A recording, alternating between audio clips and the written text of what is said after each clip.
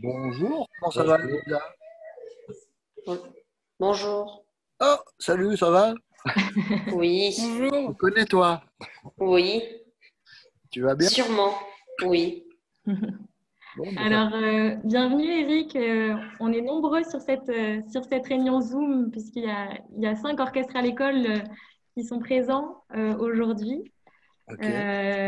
Donc, ça fait 1 an que tu avais rencontré les orchestres de la Somme à Amiens et merci beaucoup d'avoir accepté de rencontrer à nouveau d'autres jeunes d'orchestre à l'école. Avec plaisir. Et tout le monde est très ravi de cette rencontre. Il y a des orchestres à l'école qui viennent de Goron en Mayenne, de Flics Secours et Feux qui Envimé dans la Somme, de Livron dans la Drôme et de la Chapelle-la-Reine en Seine-et-Marne. Donc voilà, on est 50 en tout parce que je ne sais pas si tu vois, mais il y a un écran où il y a 20 jeunes derrière qui t'écoutent. Non, je ne le vois pas là, mais je te crois sur parole. Et donc, comme je disais, il y a 1 an, tu étais à Amiens et je crois que Dorian, qui est ici, qui est revenu pour échanger à nouveau avec toi, avait un meilleur souvenir de cette rencontre à nous raconter. Dorian, je te laisse la parole. Eh ben, le meilleur moment, c'était quand je suis montée sur scène avec vous, Eric Serra, et quand vous m'avez donné la note de 11 sur 10. Oui, ben, je me souviens que toi, tu m'avais vraiment impressionné parce que tu chantais bien, et puis surtout, tu n'avais pas peur, quoi. Et ça, j'avais trouvé ça vraiment super parce que bah, à ton âge, c'est pas forcément évident de pas avoir peur à ce point-là. Et puis tu chantais super. Et donc, je me suis dit, lui, il a une belle route devant lui. Et donc, Merci. j'espère que tu as, oui, je suppose que tu as continué depuis. J'imagine Oui, que tu chantes toujours. oui. Cool. Bah, c'était un très bon souvenir pour moi aussi. Oui, j'espère. Bah oui, tu as vu, d'ailleurs, je t'ai reconnu tout de suite. D'accord.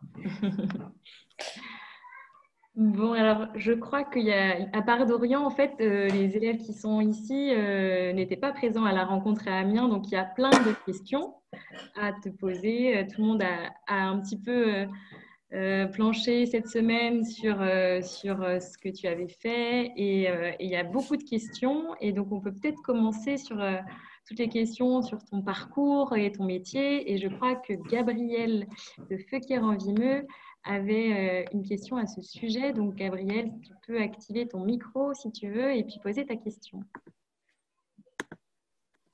Attends, je vais essayer de mettre un peu. Ah, voilà. Avez-vous été soutenu par votre père dans votre parcours ou était-il contre? Et si oui, vous a-t-il poussé à faire des films que vous n'aviez pas forcément envie de faire? Alors, bonjour. Non, bah écoute, mon père était lui-même musicien quand j'étais petit, parce qu'après il avait arrêté, mais quand j'étais enfant en tout cas, et quand je suis né, il était musicien.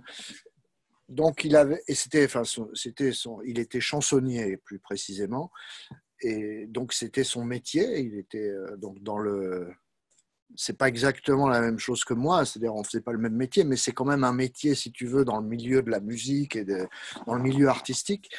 Et il m'a aidé sans s'en rendre compte, dans la mesure où c'est lui qui m'a offert ma première guitare quand j'avais 5 ans. Et puis je le voyais jouer de la guitare à la maison, donc évidemment j'avais envie de faire pareil. Donc tout ça, il m'a donné cette envie sans me le dire, si tu veux, mais juste par le fait que je le voyais jouer et que je le voyais. C'est lui qui m'a intéressé à la musique. Euh, Ensuite, quand j'ai commencé à vouloir en faire mon métier, il s'y est évidemment pas opposé. Il n'a pas été non plus, c'est pas lui qui m'a poussé à faire ce métier du tout, hein. Mais il s'y est pas du tout opposé. C'est-à-dire que il avait un petit peu peur quand j'ai commencé à lui dire que que je voulais arrêter mes études parce que je ne faisais pas d'études musicales. J'étais à l'école comme tout le monde. J'ai arrêté moi après le bac. J'ai donc pas été à l'université et j'étais en section scientifique. À l'époque, ça s'appelait le bac C, ce qui est l'équivalent du bac S aujourd'hui. Et j'ai arrêté après ça. Et quand j'ai voulu arrêter, mon père était un peu inquiet, évidemment, parce que il était bien placé pour connaître tous les aléas de ce métier où on ne sait jamais si on va avoir du travail. C'est un métier extrêmement compliqué pour ça. C'est pas comme voilà, c'est pas gagné d'avance, quoi. Il suffit pas d'avoir un diplôme ou un truc comme ça.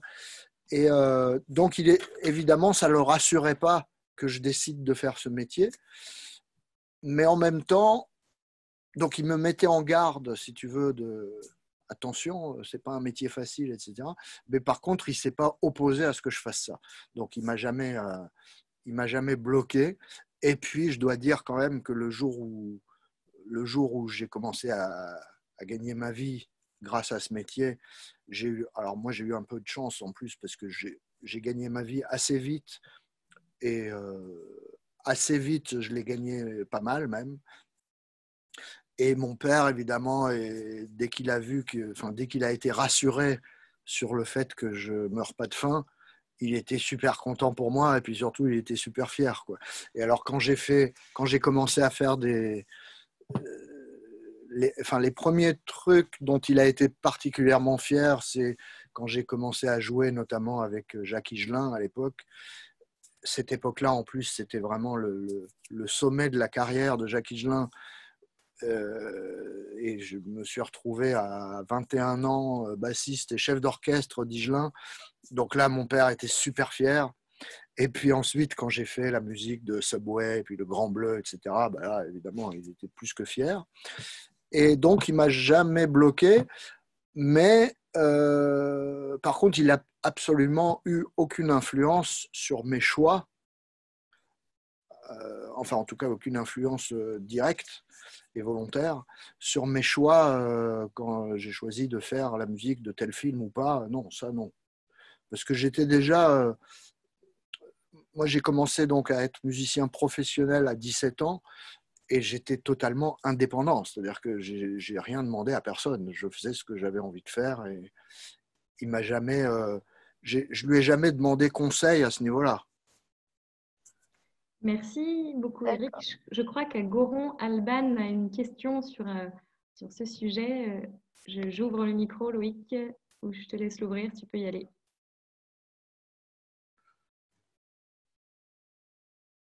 Vas-y, Alban. Bonjour, je m'appelle Alban, je suis en 4e au collège Francis Lalard de Goron. Je joue du tuba. Bonjour Alban. J'avais une question à vous poser. Pourriez-vous imaginer votre vie sans musique?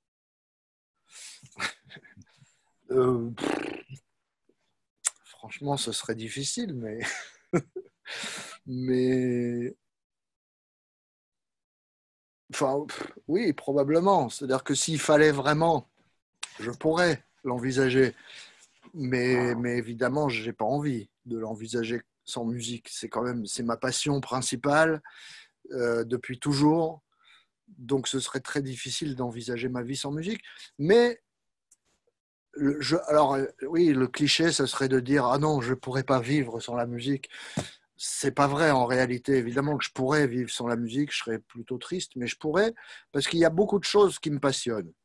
Et donc, je pourrais très facilement trouver une autre passion qui me maintient en vie, en tout cas, qui me maintienne en vie et qui me donne envie de continuer à vivre, même si j'étais obligé de ne plus faire de musique. Mais ce serait un peu dommage quand même. D'accord, merci. De rien. Alors, il y a beaucoup de questions sur aussi la composition et je crois qu'à Goron, il y en avait aussi. On peut peut-être rester sur Goron pendant que vous avez le micro allumé et puis après, on ira voir les élèves de la Chapelle-la-Reine. C'est à toi, tu peux y aller dans l'orchestre de Goron, on t'écoute. Bonjour, je m'appelle Amandine, je suis flûtiste en 4e à Goron et j'ai une question. quelle est la musique où vous avez pris le plus de plaisir à écrire et pourquoi? Bonjour Amandine.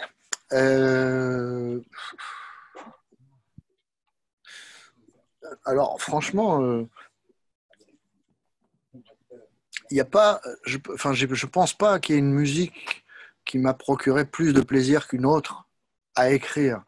Parce que quand je compose une musique de film, de rien, c'est beaucoup, beaucoup de travail. C'est donc plusieurs mois de travail, plusieurs mois de concentration extrême, avec des moments super agréables et super fun et passionnants, et puis des moments aussi difficiles. C'est du travail, hein, il ne faut pas croire. C'est pas que de l'amusement. Quand je fais une musique de film, alors suivant les films et suivant le temps qu'on me donne, ça varie entre 2 mois et 6 mois de travail. Quand je dis ça, c'est vraiment, en général, moi je travaille 7 jours sur 7 et je ne fais que ça. Hein. C'est-à-dire que quand je suis dans un film, je ne fais que ça. Je pense qu'à ça, jour et nuit, et je suis à 100% dans mon travail. Dans ces moments-là, il y a des jours où je suis plein de doutes et et puis je suis en train de chercher, je me torture l'esprit. Dans ces moments-là, c'est pas forcément toujours agréable, c'est-à-dire qu'il y a des moments très difficiles, très compliqués. Après, il y a d'autres moments où je vais m'éclater parce que je suis en train de trouver un truc où waouh, ça c'est super et tout. Et puis, donc c'est vraiment c'est comme des montagnes russes, hein, c'est plein de hauts et plein de bas. Et globalement, chaque musique de film, tout ce que je suis en train de décrire là, c'est commun à toutes les musiques de film. C'est-à-dire c'est complètement indépendant du film et indépendant de la musique que je suis en train d'écrire. C'est juste à chaque fois une nouvelle aventure, mais quel que soit le film, l'aventure, elle est aussi compliquée de toute façon, et elle est aussi riche et aussi éclectique au niveau des sensations ressenties. Donc, résultat des courses, il n'y a pas spécialement de musique où je me sois plus éclaté que d'autres, où j'ai pris plus de plaisir ou moins. Enfin voilà, c'est à chaque fois très très riche et très varié, mais à chaque fois ça reste une aventure pleine de souvenirs. Donc chaque film est une aventure différente, mais c'est toutes des aventures très complètes. Donc difficile à comparer, quoi. Il y a Dorian qui avait une question en attendant l'anecdote, je crois. Dorian, vas-y si tu veux. Tu peux ouvrir ton micro et poser ta question. Je voulais savoir quelle musique de film vous avez mis le plus d'amour pour créer cette musique.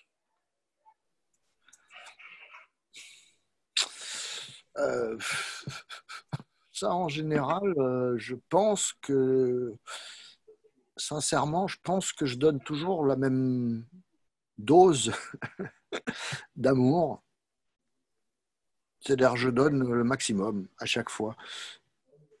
Parce que, en fait, alors, parce qu'en même temps, je suis en train j'analyse en même temps pour essayer de te répondre, parce que c'est une question très intéressante et pas très commune. C'est-à-dire qu'un journaliste m'a jamais demandé ça. Il peut y avoir une différence d'amour au départ quand je démarre un film. Parce que, par exemple, un exemple simple, si je démarre un film avec, je sais pas moi, un film de Luc Besson, avec Jean Reno, c'est mes amis les plus proches, c'est comme des frères. Donc, évidemment, avant même de commencer, il y a une espèce il y a un amour évident et la question ne se pose pas. Et donc, évidemment, avant même de commencer, il y a plus d'amour que si je démarre un film, j'en sais rien moi, un film américain de quelqu'un que je ne connais pas, avec aucun acteur avec qui je sois particulièrement ami ou du coup c'est plus Ah. Et donc au départ donc si c'est le cas d'un film comme ça américain machin, à ce moment-là ça va être plus je fais je vois. Maintenant au moment où je commence à écrire finalement tout ça, ces différences-là s'effacent très très vite parce que au moment où je commence à écrire, très vite, je me retrouve pris moi-même par ma passion de la musique.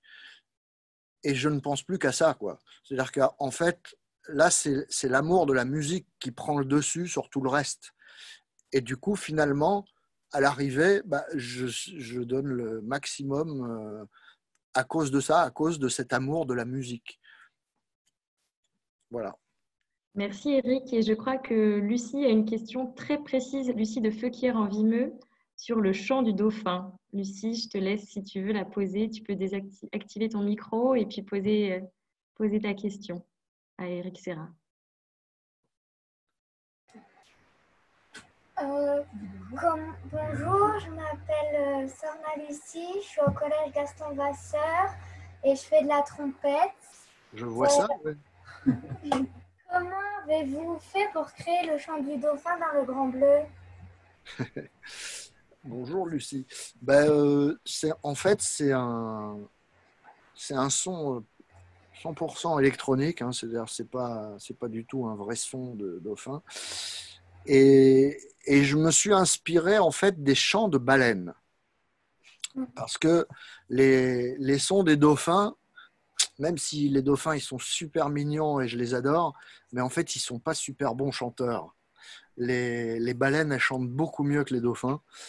Et donc quand j'ai écouté les sons de dauphins, je me suis dit ça va être difficile de faire quelque chose de bien musical avec ça, parce que soit ça fait des trucs un peu des cliquetis, tu sais, genre des sons un peu comme ça, ou alors soit des sons un peu comme tu sais, comme les jouets quand on est bébé là, où tu t'appuies dessus et ça fait.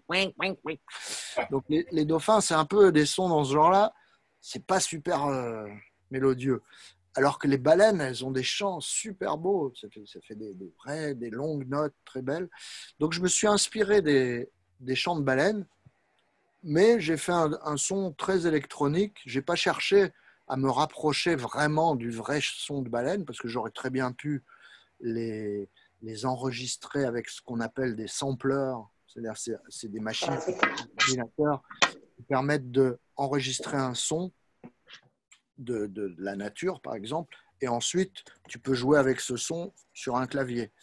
Ça s'appelle un sampler. Donc, j'aurais pu faire ça avec les baleines pour avoir vraiment le son des baleines.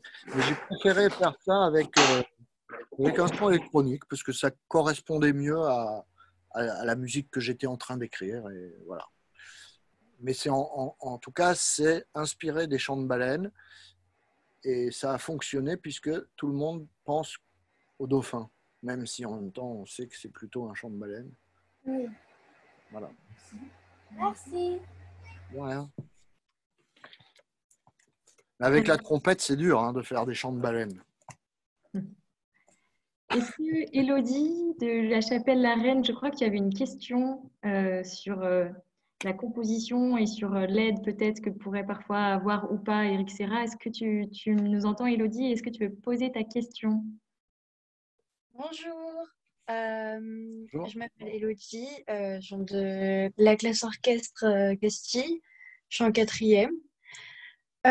Et ma question c'était, est-ce que vous regardiez les films avant de faire la composition? Oui, alors quand je travaille sur un film, oui, je m'inspire vraiment des images, quoi. C'est-à-dire que moi, ça m'a toujours paru évident de faire comme ça. En fait, après, je me suis rendu compte que finalement, non, il y a beaucoup de compositeurs de musique de film qui travaillent d'après un scénario et qui écrivent de la musique et puis ensuite, ils essaient de l'adapter à l'image. Il y a même il y a même un job qui s'appelle music editor en anglais, music editor, qui est et c'est le métier de ces gens-là, c'est de prendre de la musique et d'essayer de la caler sur le film pour que ça corresponde bien. Il y a beaucoup de compositeurs qui travaillent comme ça. Moi, je travaille vraiment sur mesure sur le film. C'est-à-dire que j'écris quasi pas une note sans avoir l'image devant moi. Donc c'est un petit peu comme la différence, si tu veux, dans les vêtements, c'est la différence entre le prêt-à-porter et le sur-mesure que fait un tailleur. Moi, je suis plus tailleur. Donc oui, je regarde vraiment le film et même pendant que j'écris, j'ai toujours le film qui tourne devant moi, la scène sur laquelle je travaille, je la vois. En plus, maintenant, avant, c'était un peu compliqué de faire ça, mais c'était ma méthode. Maintenant, je dois dire que c'est beaucoup plus simple techniquement parce que maintenant, en fait, le logiciel avec lequel je travaille pour la musique permet d'avoir l'image dans le même logiciel. Donc, en fait, j'ai même plus à me préoccuper de comment synchroniser les deux. C'est automatique. Avant, il fallait faire ça séparément. C'était très compliqué. Mais donc, voilà, ouais, je m'inspire vraiment des images. Enfin, c'est plus que de l'inspiration. C'est-à-dire que j'habille vraiment les images sur mesure. D'accord, merci. Et par contre, Dorian a un petit souci. Il est à l'envers. Je ne sais pas ce qui t'arrive, Dorian, mais tu es à la verticale, là. Tu sais ça. Je suis sur le plafond. C'est-à-dire là, je te vois comme ça, quoi, tu vois. Ah, c'est normal parce que sinon, en fait, ma caméra, sinon mon téléphone voilà. tient comme ça et ne tient pas. Sinon, il tient pas mon téléphone. Ah, ok. Voilà, quand on se parlera, je me coucherai comme ça. Bon, du coup, Agathe, à toi de te présenter. Je crois que tu as une question sur le Grand Bleu encore. Ça revient beaucoup le Grand Bleu qui a marqué beaucoup les élèves. Je te laisse, Agathe, prendre la parole. Je m'appelle Agathe, je suis en 6e, classe orchestre dans le collège de Feuquières-en-Vimeux, collège Gaston Vasseur. Et j'ai une question sur le Grand Bleu. Quel est votre plus beau souvenir dans le film Le Grand Bleu? Alors, bonjour Agathe.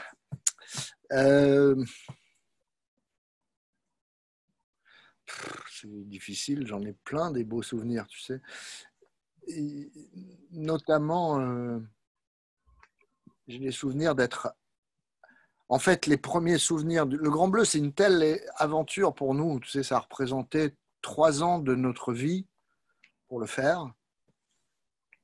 On a travaillé... j'étais pas en train de composer dans mon studio pendant 3 ans, hein, mais on a commencé à parler de ce film avec Luc Besson et Jean Reno 3 ans avant qu'il sorte. Et pendant les 3 ans qui ont suivi, on pensait qu'à ça, quoi. C'est-à-dire que on consacrait toute notre vie à ce film. Et notamment, un des premiers trucs qu'on a fait, c'est qu'on est parti sur un bateau avec, il y avait Luc, il y avait Jean Reno, un skipper, c'est-à-dire le monsieur qui conduit le bateau, et Christophe Lambert. Je ne sais pas si tu vois qui c'est un acteur Oui. qui est l'acteur qui est dans Subway. Et parce qu'à l'époque, c'était lui qui devait jouer le premier rôle du Grand Bleu, qui est finalement joué par Jean-Marc Barr. Et donc, on était parti sur un bateau pendant 2 mois. Et tous les jours, on est parti de la Côte d'Azur et on a fait toute la Corse, l'Italie, enfin Corse, Sardaigne, Italie, Sicile, Grèce, les petites îles grecques et tout ça. Enfin bref, c'était magnifique. et tous les jours, on plongeait, on faisait des entraînements d'apnée, tu sais, c'est ce qu'ils font dans le film, là, de descendre profond sans respirer. On s'entraînait à ça parce que Luc voulait que les acteurs soient entraînés pour pouvoir réellement rester assez longtemps sous l'eau pour pouvoir tourner des plans qui ne fassent pas ridicule, quoi. Donc même s'ils ne descendaient pas vraiment à 100 mètres, ils pouvaient quand même descendre à plus de 30 mètres, ce qui est pas mal, et ils pouvaient rester 2-3 minutes sous l'eau. Donc ça permettait de tourner des vrais plans réaliste. Et moi, j'ai voulu suivre le même entraînement parce que ça m'intéressait et ça me passionnait. Donc, pendant ces 2 mois, on a suivi le même entraînement. Et évidemment, on faisait un peu compétition entre nous, tu vois, parce que ça nous amusait en même temps. Et, et donc, bah, c'est déjà, tu vois, ça, par exemple, c'est un souvenir magnifique parce que bah, c'était 2 mois c'était comme des vacances de rêve. Et en plus, c'était payé par Gaumont, la production. Et, et puis, on était, voilà, il y avait Jean, Luc, on était des vrais amis avec un projet magnifique dans notre tête, en train de faire de la plongée dans des endroits magnifiques. Donc, si tu veux, c'était un bon début quand même, un bon début d'aventure. Et après, il y a eu plein d'autres souvenirs magnifiques aussi. Et puis, donc ça, c'est le tout début. Et pendant, il y en a eu des très beaux aussi. À la fin, il y en a eu des très beaux. Et puis après, il y en a eu des très beaux. Et il y en a encore d'ailleurs. Parce que là, récemment, j'ai fait des concerts, des ciné-concerts du Grand Bleu, donc où je joue la musique du Grand Bleu en direct pendant que le film passe sur un grand écran. Et ça aussi, c'est des nouveaux souvenirs qui se génèrent et qui sont magnifiques. On vit des choses magnifiques. Donc en fait, ce film, ça fait plus de 30 ans qu'il nous donne de la matière à beaux souvenirs. Merci Eric. Je crois que Lucas a une question. Lucas, si tu veux allumer ton micro. Vous m'entendez? Oui, on t'entend. Ouais. Voilà. Bonjour, je m'appelle Lucas, je suis en 4e dans la classe orchestre du Collège Blanche de Castille. Je voulais savoir si vous arrivez de vous engager dans des actions dont le but est d'aider des jeunes musiciens qui débutent. Voilà. Bonjour Lucas. Ça m'arrive quand on me le demande et quand je peux le faire. Alors après, ça dépend de ce que tu appelles une action, mais par exemple, ce que je suis en train de faire là, c'est un petit peu ça, non? On va dire ça, oui.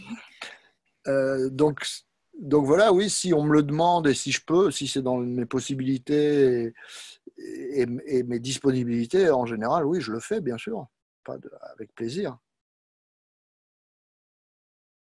Merci Lucas pour la question. Et je crois qu'il y avait aussi des questions sur les instruments, puisque tu es aussi instrumentiste. Alors, je ne sais pas qui veut poser des questions, il y en avait beaucoup sur les instruments aussi. Vous pouvez mettre sur converser si vous voulez en poser, n'hésitez pas. Je ne sais pas si Eulalie de la Chapelle-la-Reine est là, elle avait une question là-dessus, ou Victorien de Livron. Est-ce que un d'entre vous est là? Eulalie, je crois que tu es là. Vas-y. Eulalie est là? Vous m'entendez? Oui. Oui. D'accord. Bonjour Eulalie. Je m'appelle Eulalie, je fais partie de la classe Orchestre Castille et je suis en 4e. Est-ce que vous avez un instrument préféré? Alors, moi je joue plusieurs instruments, mais disons que les 2 dont je joue le plus, c'est de la guitare et de la basse. Et la guitare, c'était mon tout premier instrument. J'ai commencé par la guitare quand j'avais 5 ans. Et ensuite, mon 2e instrument, ça a été la batterie. Mon 3e, ça a été la basse. Ensuite, j'ai commencé à jouer un peu de clavier parce que c'est plus pratique pour composer. Et bref, et puis après, au fil des années, des voyages, j'ai acheté plein d'autres instruments. Et donc, je joue de pas mal de trucs, mais les principaux, ça reste quand même la basse et la guitare. La basse, c'est l'instrument que j'ai le plus travaillé, entre guillemets. C'est-à-dire, c'est celui que j'ai le plus utilisé en tant qu'instrumentiste professionnel. C'est-à-dire que j'ai joué dans des disques pour des chanteurs ou des groupes en tant que bassiste. Ça a été mon instrument principal en tant que pour ma carrière d'instrumentiste, si tu veux. Mais si je devais en choisir un, ce serait probablement la guitare, parce que déjà, la guitare, j'en rejoue un peu plus maintenant, en ce moment, notamment parce que je suis en train de travailler sur un projet dans lequel j'en joue pas mal. Et parce que la basse, c'est un instrument, c'est pas un instrument très fun à jouer tout seul. C'est-à-dire que c'est un instrument que j'adore jouer en groupe, avec mon groupe. Ça, c'est vraiment, avec mon groupe d'ailleurs, je joue de la basse essentiellement. Mais par contre, tout seul à la maison, la basse, c'est pas très amusant et c'est pas très passionnant. Ça demande vraiment d'être à l'intérieur d'un groupe, quoi. Euh, un peu comme, j'imagine, je sais plus tout à l'heure qui, la jeune fille qui jouait du tuba. Le tuba, c'est super si tu es dans un orchestre, mais par contre, tout seul à la maison, c'est pas très rigolo, quoi. Et, et la guitare, alors que la guitare, c'est quand même beaucoup plus sympa, même si tu joues tout seul. C'est un peu comme le piano, quoi. C'est un instrument beaucoup plus complet. Donc, si je dois choisir un instrument, ce serait la guitare. Mais bon, ceci dit, c'est parce que j'en joue mieux que du piano. Hein, parce que si je jouais très bien du piano, je pense que ce serait mon instrument préféré, du coup, parce que c'est l'instrument le plus complet, quoi. Du coup, ma question sur les Césars, c'est qu'avez-vous fait de tous vos Césars? Alors, déjà, j'en ai pas eu 50 des Césars. J'en ai eu qu'un. J'ai eu plein de victoires de la musique, mais des Césars, j'en ai eu un seul. Donc, ils sont, c'est marrant d'ailleurs, parce qu'il se trouve qu'ils sont posés devant moi, là. Ils sont en fait sous une table en verre qui est dans mon studio. Il y a tous les prix, donc il y a les victoires de la musique, le César, il y a des prix que j'ai eu ailleurs aussi. Et ils sont là, voilà. D'ailleurs, c'est pas, peut-être que je peux faire ça et vous allez les voir si je fais ça. Vous voyez, ils sont sous la table, là. Vous voyez des trucs? Vous voyez quelque chose ou pas si je fais ça? Oui. Toc, voilà, toc, voilà. Donc voilà, ils sont là. Ils sont là, ils sont. Donc voilà, c'est des. Tu sais, c'est comme des petits. Des bibelots, hein. C'est des. Voilà, c'est des objets. C'est des objets, c'est des souvenirs, quoi. Et comme mine de rien, ça fait longtemps que je fais ça, il commence à y en avoir quelques-uns sous cette table. Merci Eric. Je ne sais pas si tu avais un mot de la fin, peut-être. Il y a Dorian qui veut poser, on va dire que c'est... Ah, il y a Louciné qui demande, mais son micro ne fonctionne pas. Comment s'est passée la collaboration avec Igelin? Et après, on peut peut-être clôturer, Eric, pour un mot de la fin. La collaboration avec Igelin, Igelin, j'ai eu la chance de le rencontrer. J'étais très jeune, j'avais 20 ans quand j'ai commencé à jouer avec lui. Et pour moi, c'était un truc incroyable parce que à l'époque, quand je suis rentré dans son groupe, tous les autres musiciens du groupe avaient à peu près une trentaine d'années. Et à cet âge-là, c'est énorme cette différence entre 20 et 30. Tu as vraiment l'impression d'être un enfant au milieu des adultes, soudain. Et c'était en plus tous ça faisait longtemps qu'ils jouaient avec lui. C'était tous des espèces de. À mes yeux, c'était un peu des vieilles rockstars, quoi. Et moi, j'arrivais là-dedans. Igelin était très, très, très connu à l'époque. Il faisait des énormes concerts.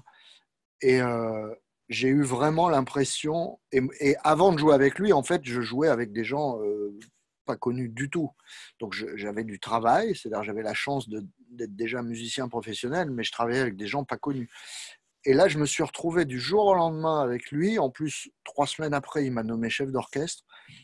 Et j'avais vraiment l'impression si j'étais rentré dans les Rolling Stones ou Led Zeppelin, ça m'aurait pas fait plus d'effet, quoi. C'est-à-dire que c'était incroyable pour moi, quoi, le changement, la transition. D'ailleurs, le tout premier concert que j'ai fait avec Igelin, il se trouve que c'est resté le plus gros concert que j'ai jamais fait de ma vie, mais c'était le tout premier avec lui et je l'avais rencontré la veille. Et en fait, c'est le plus gros concert qu'il ait fait lui aussi de sa vie d'ailleurs, et c'était Place de la République devant 170 000 personnes, ce qui est énorme. La Place de la République était entièrement noire de monde et Et donc, j'ai joué ce soir-là devant 170 000 personnes, alors qu'avant ce jour-là, le plus gros concert que j'avais fait, c'était devant 800 personnes. Donc, ça faisait une certaine différence. Et puis, après, je suis resté pendant 7 ans dans son groupe, et ça a été je pense que ça a été les plus belles années de ma vie. Enfin, d'une certaine manière, parce que j'ai eu d'autres choses passionnantes, mais en tout cas, ça a été 7 ans, mais sublime, parce qu'on était en tournée tout le temps. C'était comme un espèce de cirque. Toute l'équipe d'Igelin, c'était vraiment comme une famille de cirque. On était tous, on s'adorait, c'était une famille, quoi. Et on était beaucoup en tournée, on était 50, 60 personnes en tournée. Et on a vécu vraiment des aventures magnifiques. C'est quelqu'un que j'aimais profondément, c'est vraiment quelqu'un qui était entre mon père, mon frère et mon meilleur ami, quoi. C'était quelque chose comme ça, un peu abstrait. Et on est restés très amis d'ailleurs jusqu'à ce qu'il nous quitte il y a 2 ans. C'était vraiment, c'était quelqu'un d'extrêmement important pour moi, qui m'a appris énormément de choses, à la fois artistiquement, mais aussi humainement, quoi. C'est quelqu'un qui a beaucoup, beaucoup compté pour moi, quoi. Merci. On peut finir en musique avec un instrument familier. Je crois que Camille peut jouer de la basse pour terminer cette rencontre, puisque ça fait déjà 50 minutes qu'on échange. Donc, vas-y Camille, tu peux nous jouer un petit morceau. Et puis après, Eric nous dira un mot de la fin si tu es inspiré.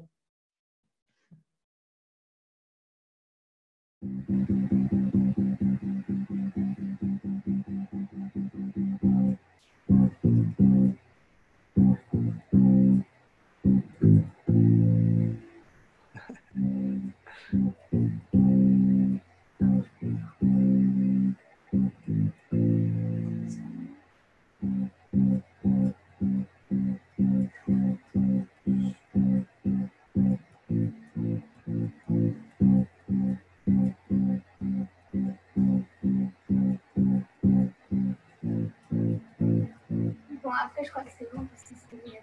Bravo, c'est quoi? C'était la musique de Eye of the Tiger, c'est ça? Ouais. C'est ça? Alors juste, par contre, si je peux me permettre, tu vois les 3 premières notes que tu fais? Tan, tan, tan. En fait, la 3e, c'est sur la corde du haut, au-dessus de la première que tu joues. C'est-à-dire, c'est un sol. Ah, mais quand j'arrive pas à trouver la bonne note, du coup, je suis en train de chercher et ça me... Ouais, ça fait tan, tan, tan, tan, tan, tan. Mais bravo, c'est bien. Et là, pour une fois, j'ai reconnu, donc je suis content.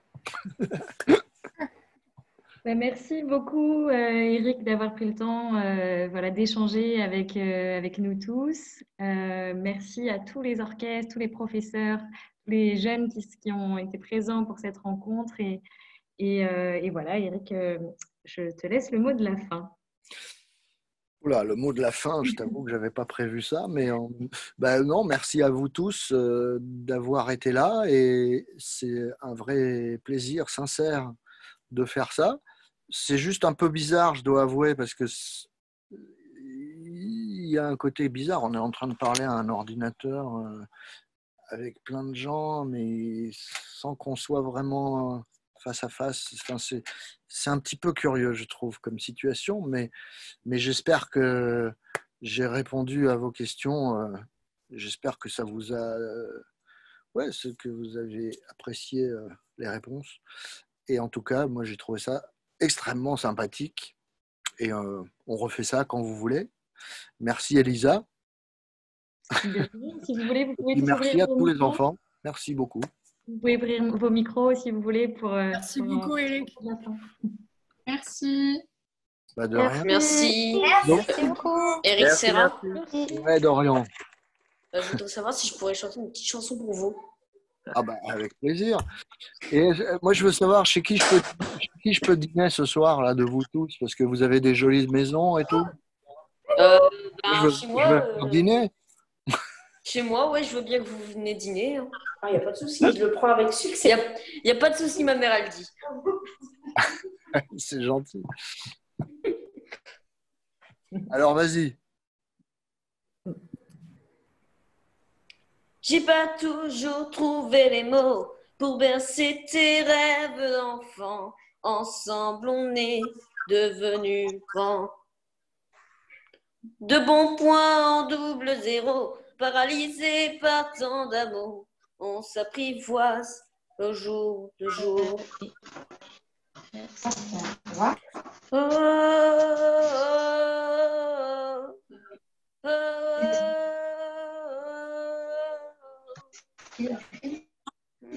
J'ai jamais su trouver les gestes qui pouvaient soigner tes blessures, guider tes pas vers le futur. À tous les signaux de détresse, dis comment j'aurais pu faire face, pris entre le feu et la glace, au-delà de nos différences, des coups de gueule, des coups de sang, à force d'échanger nos silences. Maintenant qu'on est face à face, on se ressemble 100%. Bravo, Dorian. Super. Et t'as toujours, c'est bien, t'as pas perdu ton. Qui va, quoi. Ça, c'est super. Continue comme ça. Merci. Merci beaucoup Merci. à tous et puis à bientôt. La prochaine fois, ce sera une rencontre peut-être en vrai. C'est mieux quand même si c'était déjà super d'avoir cet échange juste avant la fête de la musique. Mais Merci, avec plaisir. Moi aussi, je préfère quand c'est en vrai, je dois dire. Oui, c'est mieux quand c'est en vrai. Merci pour les enfants, Eric. Merci beaucoup. De rien, merci à vous tous. Merci, vraiment. Merci. Et merci Elisa pour tout ça. À bientôt. Merci Elisa, merci Eric. À bientôt. Bonne journée. À bientôt. Au revoir. Au revoir. Au revoir. Au revoir. Au revoir. Au revoir.